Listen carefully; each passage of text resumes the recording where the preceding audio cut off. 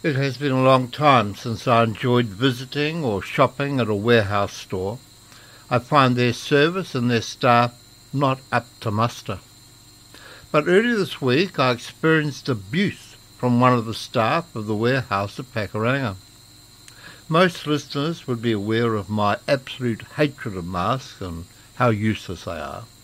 Our listeners also know, even as I can't find any merit in wearing a mask, I always wear one when entering a business house out of respect for the staff that has been charged to make the wearing of a mask compulsory in that store.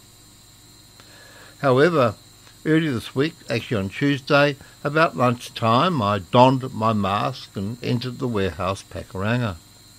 I walked through the entrance area and entered the shop fully when this woman started screaming at me. She was down by the front door screaming at me. I didn't have a clue what she was sounding like or what she was trying to say. She sounded like a hyena on heat. I turned around and went back to the entry door.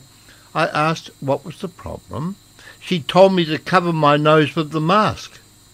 My nose was covered and my mask was being worn correctly. I said, "Pardon?"